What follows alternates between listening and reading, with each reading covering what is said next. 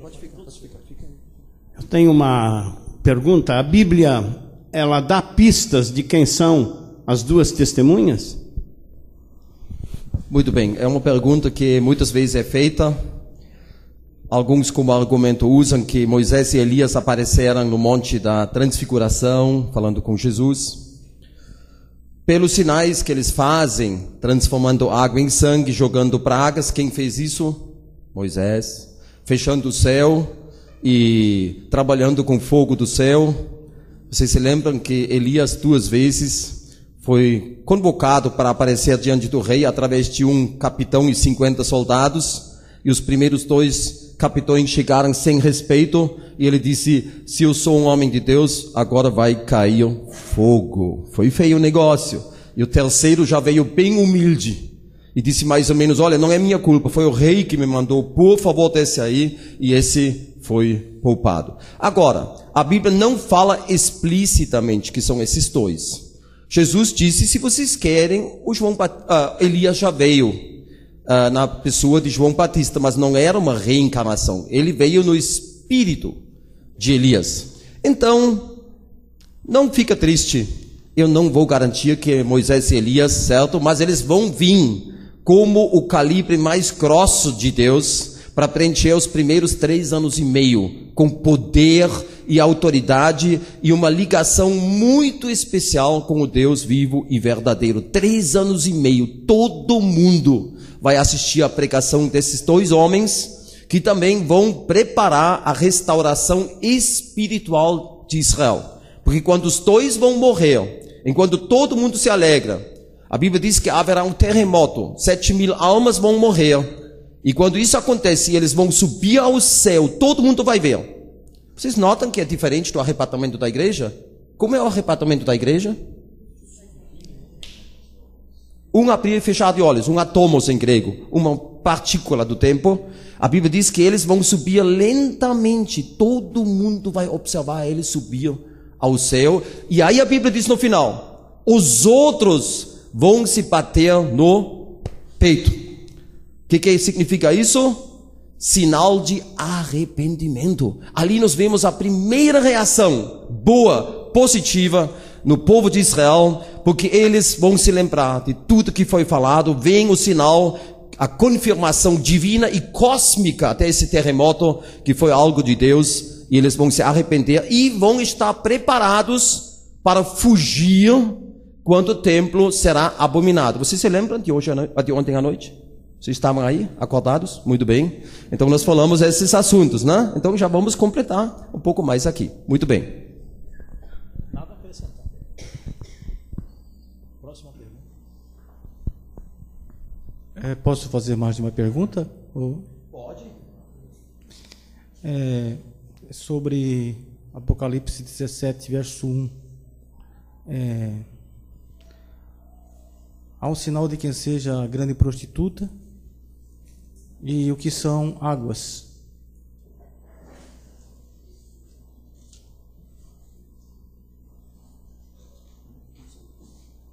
Águas. Sobre muitas águas. Numa colocação, não é, pela descrição que é feita no capítulo, há uma grande probabilidade, né, de que seja um sistema romano religioso apóstata. Muitos têm trabalhado com a ideia, né, do catolicismo, né, a referência a essa grande Babilônia, né, se assenta, é uma mulher vestida de púrpura, com roupas chamativas, né, ela tem o designativo babilônico, né, porque Babilônia é o início das abominações, Bavel, né, a mãe da grande, a grande meretriz, a mãe das meretrizes, né? E a expressão, pelo meu entendimento, sobre muitas águas é uma referência a nações mesmo, em especial no que se refere aos povos do mar, mas a referência seria ao conjunto de nações. Então eu entendo nesse texto a referência à grande meretriz como um sistema que se adapta, que se deita, que coabita com muitos sistemas, religiosamente em especial, não é? Há uma localização, não creio que essa expressão Babilônia seja uma referência à Babilônia mesmo no Iraque, aquela região. Pelas descrições aqui, eu creio que se refira a um sistema romano, né? E o catolicismo romano tem dado muitas evidências, né, desse convívio com tantos sistemas apóstatas, né? Como se fosse realmente uma grande prostituta que se deita com todos os sistemas, convive, não é? E se expande, prolifera, não é? Toda a sua influência com todos os sistemas. Basta dizer que na história, não é, houve uma convivência com o feudalismo, com o capitalismo, com o socialismo, comunismo, e continua firme aí, não é? Fazendo, e o nazismo, inclusive, obrigado, né? Então, eu particularmente creio na interpretação desse texto que seja uma referência a um sistema romano apóstata, todo descritivo, para mim aponta para a influência do que é o catolicismo romano, é o que nos parece. Essa é a minha perspectiva. Ernesto ou Reinaldo? É muito interessante porque muitos querem identificar o Papa como anticristo, né? Vocês conhecem tudo isso, aquela tiara, o Pontifex Maximus acima de todos os reis. Mas olha como nós vemos, a prostituta, ela vai estar sentada na besta. Cuida bem. Então, nós temos vários personagens no Apocalipse. A besta é o governador mundial. Pode chamar ele de anticristo. Nós temos o falso profeta, que é o ministro de propaganda do anticristo. E nós temos a prostituta, que é outra coisa. Até em Apocalipse 17, no versículo 16, nós lemos: os 10 chifres que viste a besta, esses odiarão a meretriz, e a farão devastada e despojada, e lhe comerão as carnes e a consumirão no fogo, porque em seu coração incutiu Deus que realizem o seu pensamento, e executam a uma e deem à besta o reino que possuem, até que se cumpram as palavras de Deus. Até os inimigos têm que cumprir o pensamento de Deus. Então Deus vai usar o governador mundial para castigar a prostituta e acabar com ela. Então é bem interessante. Aqui nós vemos de novo quem está no controle é Deus. Não é o anticristo, não é o falso profeta, não é a prostituta. Eu já ouvi falar comentários que padres disseram, se nós interpretamos o Apocalipse literalmente, como está escrito, nós temos que dizer que essa prostituta é a Igreja Católica. Essa é forte, porque só tem essa interpretação, que tem o sangue dos santos, né, que já perseguiu muito. Então, muito bem. Posso só fazer um comentário aqui para terminar? Não que eu tenha a palavra final, Reinaldo e Ernesto podem falar o que eles quiserem. A mulher que viste no versículo 18 é a grande cidade que domina sobre os reis da terra. New York? Nova York? Não, nesse caso não, nem sonhava de existir. E o tempo no presente grego aqui é a grande cidade, implica que essa cidade já existia nos dias em que João revela esse livro como canal da revelação de Deus.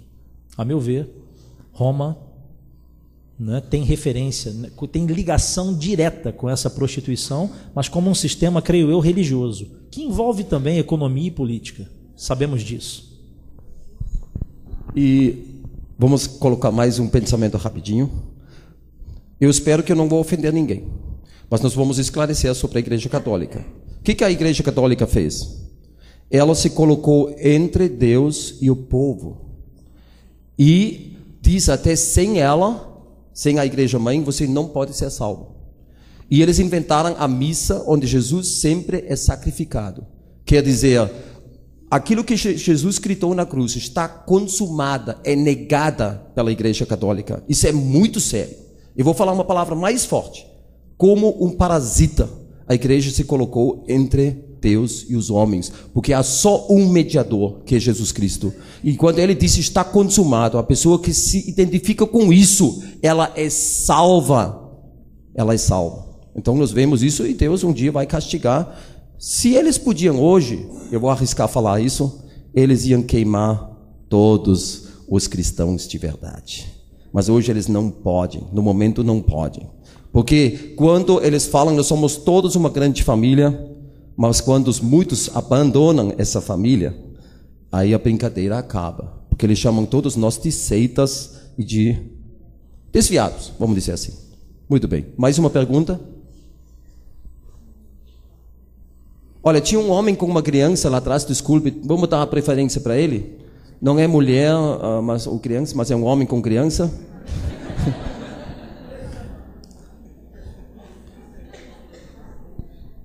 Boa tarde, então. Perguntar para os senhores, né? Se também daria para pensar, quanto ao assunto das duas testemunhas ainda, das duas últimas testemunhas, né? Daria para pensar em Elias e Enoque, não daria? Já que foram os dois únicos homens, não só homens, mas as duas únicas pessoas, né? Que não morreram em se tratando de Velho Testamento, né? Sim, é uma colocação muito boa, mas nós temos algumas exceções na Bíblia. É ordenado ao homem morrer uma só vez, Hebreus 9, 27, depois o juízo. Uma só vez. Pergunta, quantas vezes morreu Lázaro? 2 vezes. A Talita, 2 vezes. Quantas vezes os vivos, nós os que ficarmos, que seremos arrebatados entre nuvens, nós vamos morrer? Nós seremos revestidos, certo? É isso que todos nós queremos, porque morrer ninguém quer, né? Então sempre esperamos que nós vamos fazer parte. Então aquela regra que tem que ser Enoque e Elias porque eles não morreram, pode ser um argumento, mas não aquele argumento, certo? Porque Deus, ele está acima de tudo que ele estabeleceu. Então, agora, pelo ministério que eles fazem, é mais apropriado dizer que é Moisés e Elias, ou, já que a Bíblia diz, eu vou chamar um profeta no meio dos teus irmãos. No meio dos teus irmãos, é um judeu que vai viver, que nasceu em Israel e que vai ser chamado para esse ministério, certo? Agora, esses dois vão saber, desde o começo, 1260 dias e nós vamos morrer. Eles sabem disso. Eles não vão amar a sua vida até a morte. Isso é muito bonito. Mais uma pergunta aqui? Desculpe que agora vem a pergunta. Amados pastores, uma pergunta sobre escatologia. O Senhor Jesus nos faz uma advertência muito séria à igreja, através da parábola das 10 virgens, que 5 estão cheias do azeite e 5 são nécias. E também passagem, onde houver 2, um será levado. Onde estiver 2 dormindo, um será levado. Haverá 2 no campo, um será levado, outro será deixado. Ai das grávidas que viver nesses dias. O bebê provavelmente será levado. A mamãe, se não for crente, provavelmente não será levada. Sobre a escatologia, que tem uma ligação. Isso representa que a metade da igreja do Senhor Jesus ficaria, a outra metade seria levantada, arrebatada. Com ligação agora às 2 testemunhas e aos 144 mil selados, os 12 mil de cada tribo, aos quais a morte não tem domínio. Esses 12 mil seriam levantados na época da vivência das 2 testemunhas, sendo fruto das 2 testemunhas para Israel, e a metade da igreja viveria neste mesmo tempo, no qual o Senhor produziria o último grande avivamento, mesmo no tempo da grande angústia de Jacó. Seria a similitude, tudo ao mesmo tempo? Seriam quase 2 perguntas, mas que se fecham. Porque o irmão juntou muita coisa, né? Sim. E aí, às vezes, fica difícil, né, a gente tentar. Então, vamos por partes, né? No que se refere à parábola das 10 virgens, depois Ernesto também pode responder, me perdoe, mas só para ajudar um pouco, colaborar na resposta aqui. Repare bem que nas 2 parábolas de Mateus 25, a formulação começa diferente. Em Mateus 13, no período misterioso do reino, ou dos mistérios do reino, você lê sempre o início das parábolas da seguinte maneira: o reino dos céus é semelhante. Mas perceba que a partir de Mateus 24, não é? Quando há o destino final daqueles que vão ser julgados, inclusive, né, ao fim da tribulação, em Mateus capítulo 24, é bom que se diga que o texto de Mateus 24 não trata diretamente da igreja, trata do período que se refere o profeta como angústia de Jacó. A referência é aquele cronograma de Daniel, lembrado pelo Reinaldo, né, das semanas de Daniel, da abominação da desolação. O contexto de Mateus 24 não fala de arrebatamento, trata de período da tribulação, daquela angústia. E ao terminar a exposição de Mateus 24, que foi orientada pelas perguntas dos discípulos, não é? Quando sucederão estas coisas? Que não ficaria ali pedra sobre pedra que não fosse derrubada. E que sinal haverá da tua vinda e da consumação dos séculos? É que Jesus fala sobre esse período da tribulação. E é dali que vem o designativo grande tribulação. Quando você inicia o estudo do capítulo 25, abram sua Bíblia, por favor. Vocês vão ver, não vou pregar agora, só para você perceber o início. Mateus 25, 1. Então o reino dos céus é semelhante ou será semelhante? Será. O mesmo acontece com a parábola dos talentos. Pois será como? Uma referência aqui a algo que reflete a necessidade de preparo daquela geração. Não que a igreja não deva estar preparada sempre. A igreja deve se preparar continuamente para o arrebatamento. Mas esse preparo aqui é no que se refere à volta gloriosa do rei, a volta gloriosa do noivo, certo? Portanto, essa consideração do irmão sobre arrebatamento, uma mulher vai ser deixada criança e tudo mais, o texto não se refere ao arrebatamento, se refere à volta gloriosa e à perseguição imposta no final daquele período da tribulação, não é? Então, eu queria só lembrar, não é? Vigiai, porque não sabeis nem o dia, nem a hora.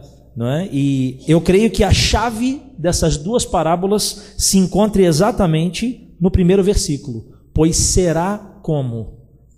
As duas únicas que fogem do padrão de Mateus 13. Mateus 13 fala do presente caráter do reino, na atual dispensação, o período misterioso do reino em que a igreja vive. Mas Mateus 25 trata de duas parábolas que, a meu ver, estão relacionadas com a grande tribulação e com a volta gloriosa de Cristo. Não com arrebatamento. É a minha resposta. Bem rapidinho, já vai. Porque é o seguinte, talvez você não vai gostar, mas quando Jesus falou no Monte das Oliveiras com seus discípulos, e eles perguntaram sobre o sinal e o reino que virá, eles perguntando, Jesus falou a eles como representantes de Israel. Mateus 24, aquela coisa, ou 25, que um será tomado e o outro levado, nós temos profecias que dizem que os ímpios serão aniquilados da terra, tomados da terra. Então, pode ser, cuidado, talvez, eu não quero perturbar, mas é bem provável, quem vai ser deixado é positivo, e quem será levado é negativo. Entendeu? Sério? Levado para o juízo, tirado para não ficar no milênio, ele não vai participar daquele reino de paz.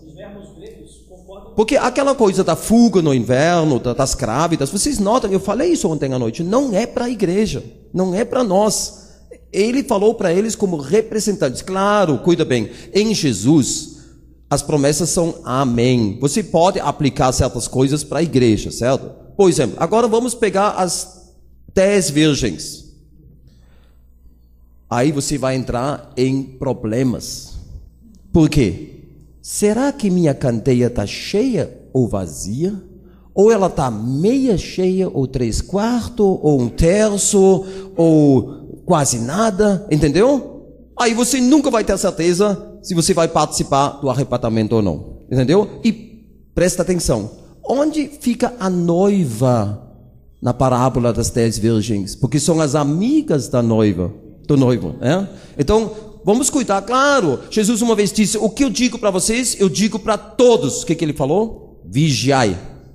Aí é para todos. Como O Jamil falou. Agora, Ernesto.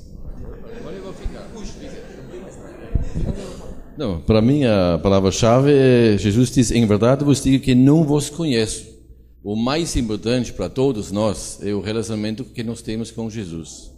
Esse nós podemos tirar dessa palavra para todos nós. É importante para nos examinar como é que está o meu relacionamento com Jesus. Eu estou fazendo as coisas por amor, ou estou fazendo para aparecer, indo para a igreja cantar, ou eu estou participando com o coração. Eu estou fazendo isso por amor a Jesus.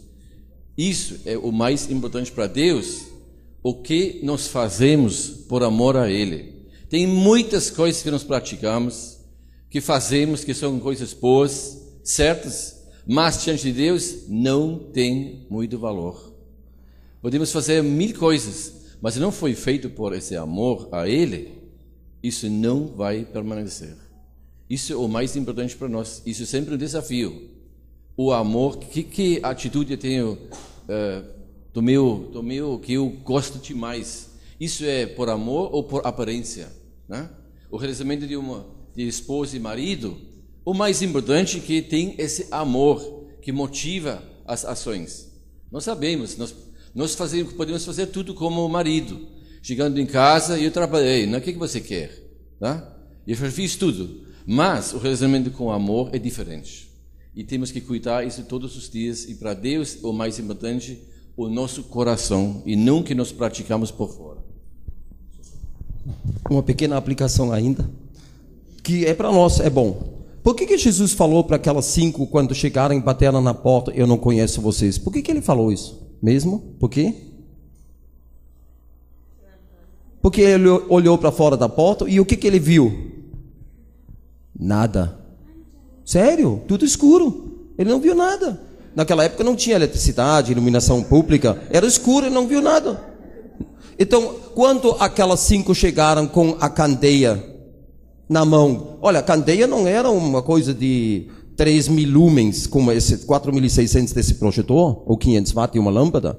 Uma candeia de óleo, de azeite, era uma coisa de uma vela. Então, você carregando uma velinha assim, você foi numa porta e bate naquela porta, quando a pessoa olha para fora, a primeira coisa que ela vê é a luz, certo? Mas, o que mais que a pessoa vê quando ela olha para fora? A luz se reflete no meu rosto. É lógico. Aí ele disse, eu te conheço, claro. Entra para o gozo do teu Senhor. Entendeu? O que quer dizer isso?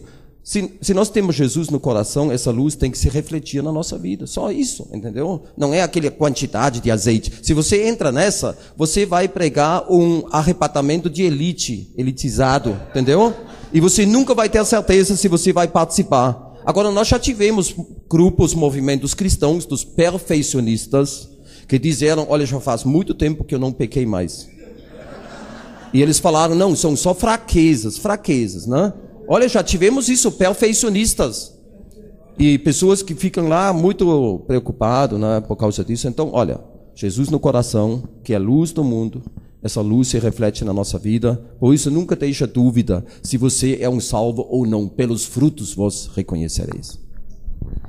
Só para a gente concluir aqui, um comentário que eu gostaria de fazer aplicativo também com aquilo que o Ernesto falou, o Reinaldo também, é o de que, de fato, nos dois casos, né, por exemplo, a noiva já estava esperando pelo noivo.